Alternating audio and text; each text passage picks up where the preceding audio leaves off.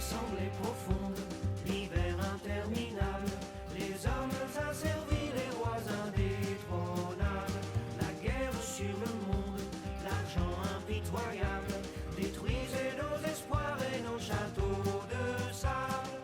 Et le vent se lève, emportant les géants de papier. Et le vent se lève, et plus rien ne peut nous arrêter. Et plus rien ne peut nous arrêter. Et plus rien... Faire pour les vacances pendant l'été. Et en attendant de se retrouver, parce qu'il faut que la France insoumise, il faut que ça continue, hein, c'est pas juste des campagnes électorales. Et on s'est dit, voilà, rien de mieux qu'un moment un peu festif, on n'est pas obligé non plus de parler que de politique, on peut se détendre, etc. Et que chacun se sente tout à fait à l'aise. Et puis il y a un texte de Fred Vargas, je ne sais pas si vous connaissez Fred Vargas, qui écrit des super polars. Et j'ai eu envie de vous le lire. Donc voilà, c'est pas très long, il y a beaucoup de pages, mais en fait c'est parce que la police est énorme. En fait, J'y vois pas clair. Nous y voilà, nous y sommes. Depuis 50 ans que cette tourmente menace dans les hauts fourneaux de l'incurie de l'humanité, nous y sommes.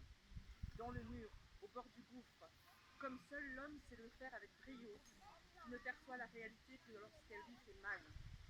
Telle notre bonne vieille cigale, à qui nous prêtons nos qualités d'insouciance, nous avons chanté, dansé. Quand je dis nous, entendons un quart de l'humanité, tandis que le reste était à la peine.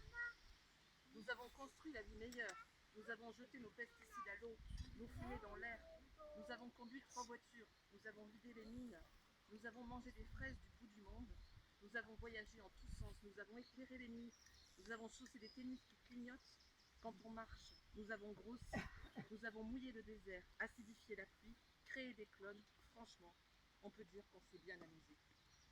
On a réussi des trucs carrément épatants, très difficiles, comme faire fondre la banquise, glisser des bestioles génétiquement modifiées sous la terre, déplacer le Gulf Stream, détruire un tiers des espèces vivantes, faire péter l'atome, enfoncer des déchets radioactifs dans le sol, ni vu ni connu.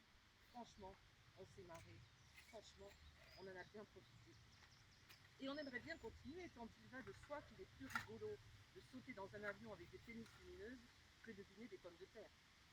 Certes, mais nous y sommes, à la 3e révolution, qui a ceci de très différent des 2 premières, la révolution néolithique et la révolution industrielle pour mémoire, qu'on ne l'a pas choisie. On est obligé de la faire, la 3e révolution ? Demanderont quelques esprits réticents et chagrins. Oui, on n'a pas le choix. Elle a déjà commencé. Elle ne nous a pas demandé notre avis. C'est la mère nature qui l'a décidé, après nous avoir aimablement laissé jouer avec elle depuis des décennies. La mère nature, épuisée, souillée, exsangue, nous ferme les robinets. De pétrole, de gaz, d'uranium, d'air, d'eau. Son ultimatum est clair et sans pitié. Sauvez-moi ou crevez avec moi. À l'exception des fourmis et des araignées, qui nous survivront, car très résistantes et d'ailleurs peu portées sur la danse. Sauvez-moi ou crevez avec moi. Évidemment, dit comme ça, on comprend qu'on n'a pas le choix. On s'exécute illico. Et même si on a le temps, on s'excuse, affolés et honteux. D'aucuns, un brin rêveur, tentent d'obtenir un délai, de s'amuser encore avec la croissance. Peine perdue. Il y a du boulot, plus que l'humanité n'en eut jamais. Nettoyer le ciel, laver l'eau, décrasser la terre, abandonner sa voiture, figer le nucléaire, ramasser les ours blancs, éteindre en partant, veiller à la paix, contenir l'avidité, trouver des fraises à côté de chez soi, ne pas sortir la nuit pour les cueillir toutes, en laisser aux voisins, relancer la marine à voile, laisser le charbon là où il est. Attention, ne nous laissons pas tenter, laissons ce charbon tranquille. Récupérer le crottin, pisser dans les champs, pour le phosphore on n'en a plus. On a tout pris dans les mines, on s'est quand même bien marré.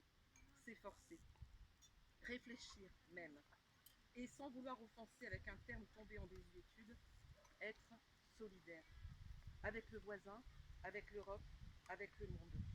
Colossal programme que celui de la 3e révolution. Pas d'échappatoire, allons-y.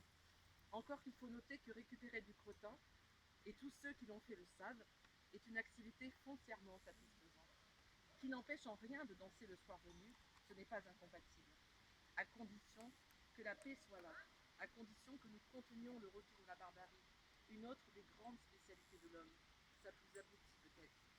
À ce prix, nous réussirons la 3e révolution, À ce prix, nous danserons, autrement sans doute, mais nous danserons encore. Donc ça, c'était le texte de Fred Vargas. C'est juste une petite pensée. Moi, j'ai envie de danser, pas vous.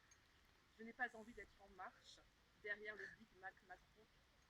En marche, 1-2 pour la casse du code du travail, 1-2 pour l'esclavage moderne, 1-2 pour le massacre de la planète, 1-2 pour les milliardaires et pour les grands patrons, et aussi 1-2 contre les migrants, contre les pauvres, les malades, les travailleurs et les privés de travail. Je suis insoumise, et vous, et j'ai comme le sentiment que vous l'êtes, ou en tout cas vous n'en êtes pas très loin, nous n'avons pas envie de marcher au pas derrière Big Mac, nous n'avons pas envie de nous soumettre et de saluer le béret à la main. Nous sommes fiers d'avoir 18 députés à l'Assemblée nationale. Waouh! Certes, nous aspirons à une 6e République, à un autre processus démocratique, et nous ne cesserons de le réclamer, mais en attendant, ils sont nos porte-paroles et nous les soutiendrons. Et nous les surveillerons aussi et les rappellerons à l'ordre si besoin advenait. Pas de chèque en blanc. De notre côté, et pendant qu'ils font leur part, faisons la nôtre. Soyons insoumis. Insoumis à Big Mac Macron et à toutes les injonctions de sa bande de larbins vendus de la caste dominante. Ne leur laissons pas grignoter nos printemps, nos hivers et nos étés, nos joies de vivre et notre liberté de penser. Soyons de la résistance et, comme le dit Fred Vargas, soyons de la 3e révolution. Soyons insoumis et dansons autrement, mais dansons